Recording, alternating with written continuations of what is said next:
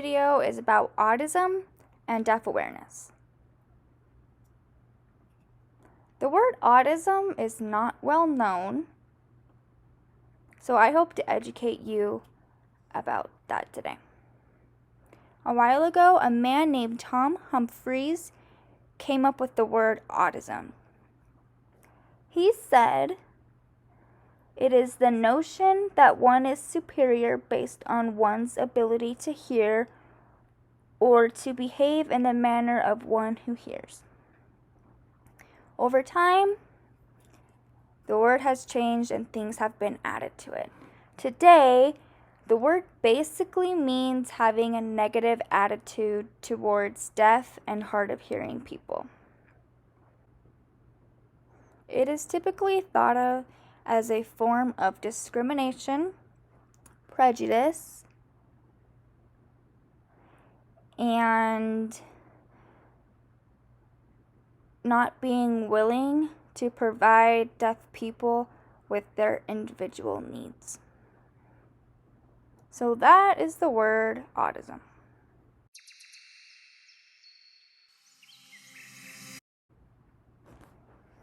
I feel that autism can happen on purpose, and people can have that thought of discrimination against deaf people. But I think most of the time, people just don't know. They're ignorant about their discrimination towards deaf people and the things that they do. So that's why I added the word deaf awareness to this video, because people have ignorance about deaf awareness and what to do with a deaf person. So in this video, I'm going to be providing examples of autism, and I want you to think if you have said those things, if you've done those things, or if you were in that situation, would you say or do those things? And then I want you to think about what you can do personally in the future to help reduce autism. A while ago in deaf history, sign language was prohibited. It was really sad because deaf people were trying to sign and use their language, and some people would slap them on the wrist and tell them, no, you can't use sign language, and they would force them to learn how to speak and lip read, and it was really sad, and that's autism. Another example occurs when deaf and hearing people are socializing together, and if the hearing person knows sign language, sometimes they refuse to use this sign language in the presence of a deaf person. Or sometimes they will start signing and then eventually they just stop, even if they know the deaf person is there but they're not using that sign language.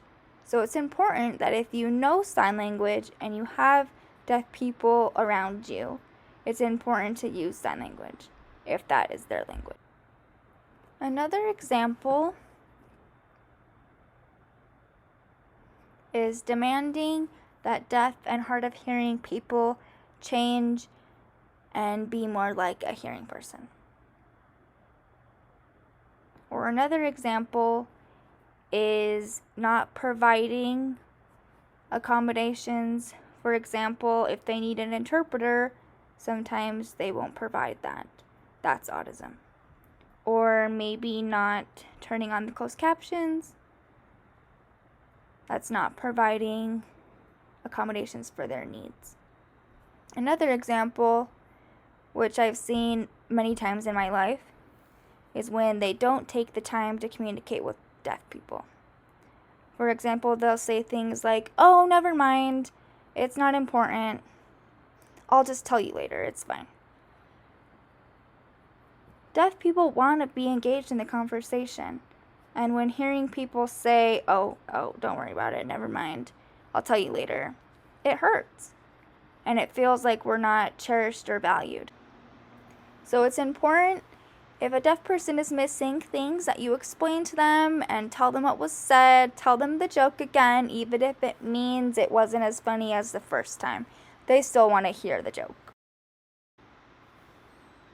Another example is lowering expectations in the workplace or at school. Saying things like, oh, you can't do that, just do something instead. We're not stupid. We can still do the things required. We might need an interpreter, but we can still do it. Another example is saying something like, I don't think that career is right for you. Like, if deaf people want to do it, they can. For example, in my life, people have asked me, what do you want to do for a job in the future? And I tell them, oh, I want to become a speech therapist and work with deaf kids who have cochlear implants. And they ask me, can you do that? I'm like, yes, I can. Hearing people put up barriers and say, oh, they can't. But no, we can. I know of one doctor. He's deaf, and he's gone through many frustrations, and people have told him, no, you can't become a doctor. You can't. And he's fought through, and he has been able to show that deaf people can become doctors through a lot of hard work and determination. Another example is assuming that deaf people can't do things like drive. I've heard, wait, you can drive? And they're so surprised. Yes, I can drive. I can see.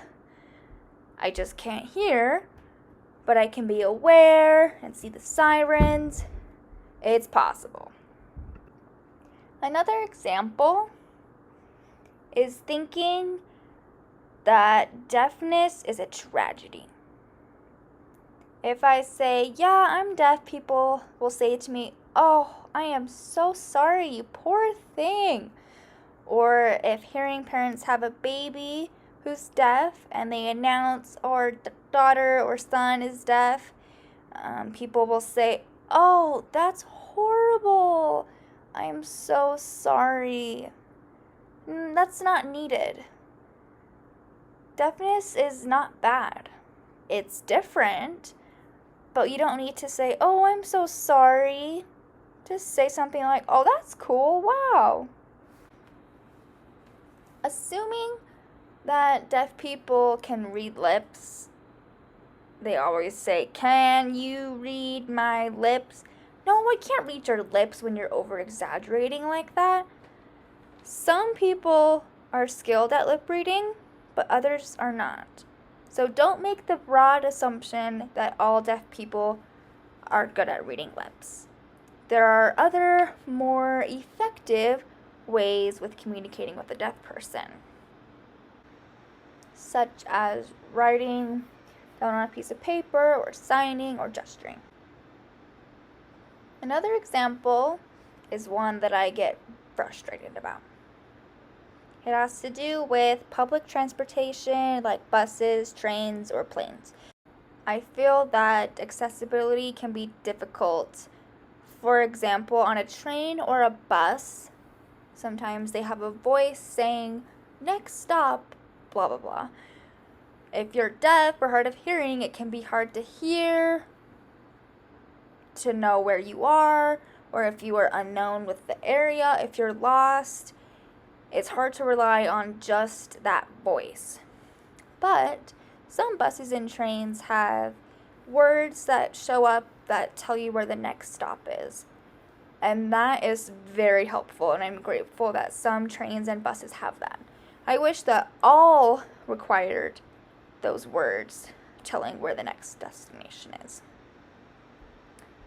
For planes, a lot of the time, they have an intercom explaining the situations, like a flight being delayed because of weather for 3 hours, or whatever the situation is. There's always an intercom.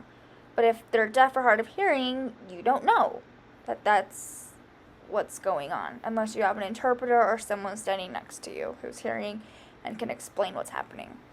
So it's frustrating I know for me, I have a lot of anxiety going to the airport alone because I really have to be aware of what's happening. Is it my time to board? Am I in the right place? They didn't change the flight.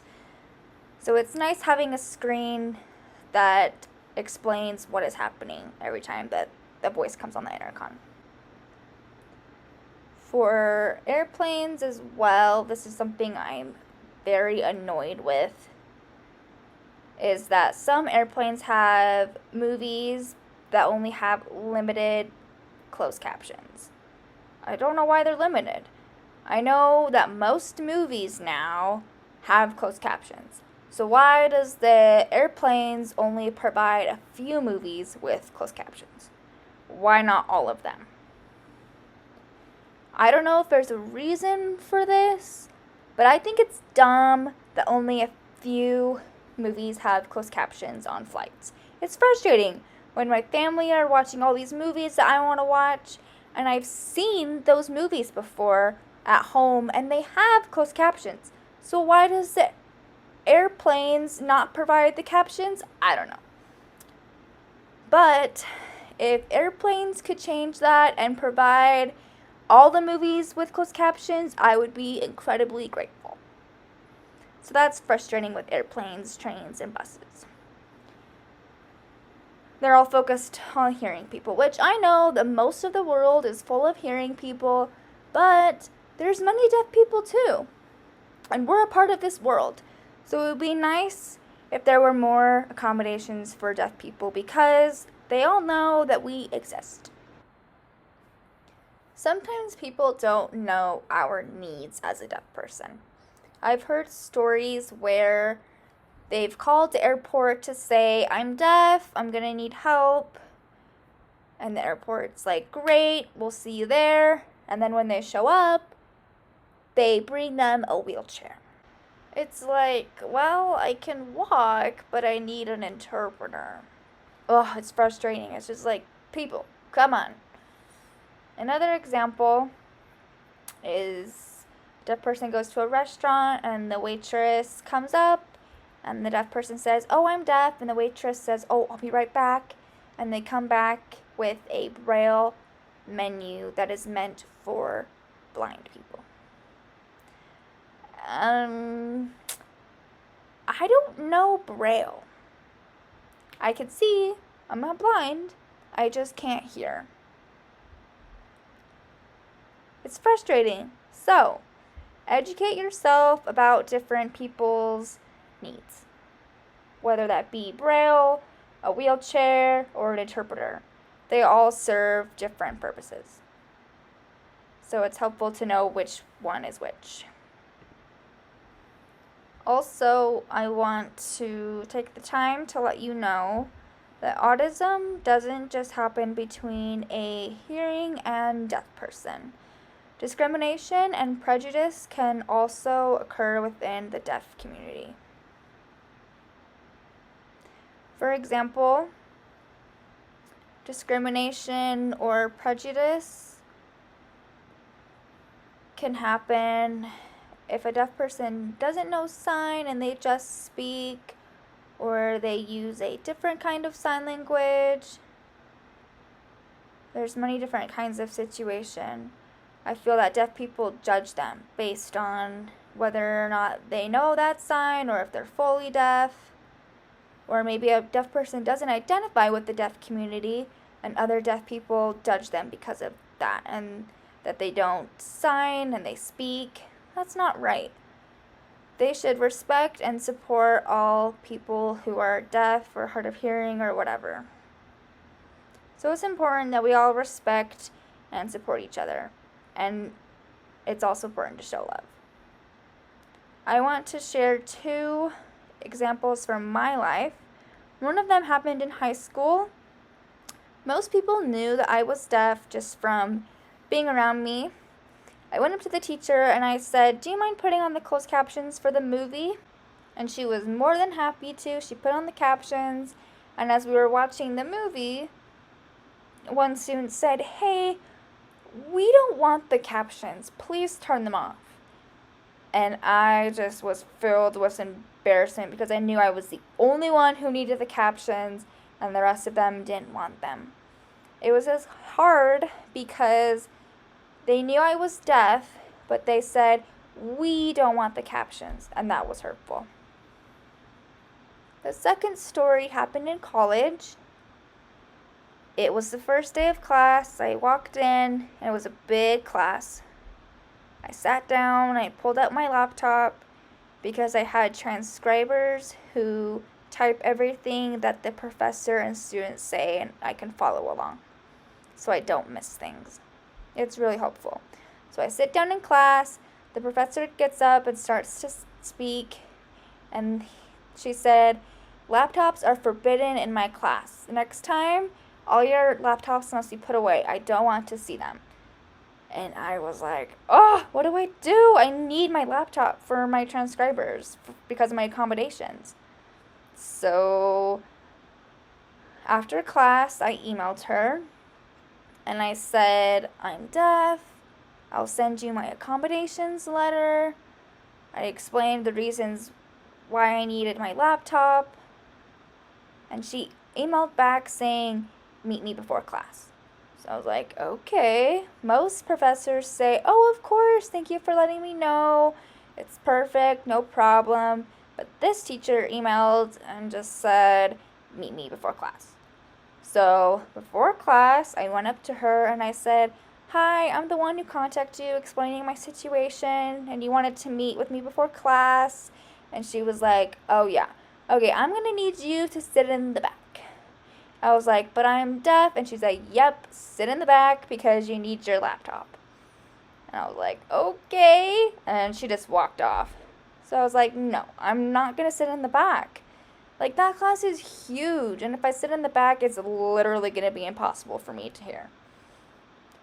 So I sat where I wanted to, which was near the front, so I could hear the professor. I sat down with my laptop open. I was so nervous because I was like the only one who had a laptop open. And everyone was just looking at me. So I'm sitting there and the professor started class. She starts talking and then she looks at me. And she's like, put your laptop away. And I was like, but you told me I could. Remember I met you before class? And she's like, oh, right. It's fine. Ugh, okay. I cried so hard after class. It was sad because that could have been prevented if the professor was educated about accessibility and different needs. Really, most professors are totally willing to help, but this one was not willing to help me, and that was really frustrating and embarrassing, and it hurt. So, for this video, I hope I was able to educate you about many different examples of autism and how deaf people feel oppressed and discriminated and prejudiced against. I hope you learned how you can become better. I also want to point out that there are so many groups of people who are discriminated against. It can be based on age, gender, race, and religion. There's just so many different groups. And I feel that if we all respect and learn about each other's preferences and what language to use, we can all help each other become more unified. And we can show each other love. And it all starts with education and informing people. So I hope that you were able to learn something new and that you share it with people who need to be educated. So thank you for watching. Also, I would love to hear stories and experiences about one time that you have faced autism or you've seen autism. So please leave them in the comments and I'll be sure to read them. Thank you. Bye.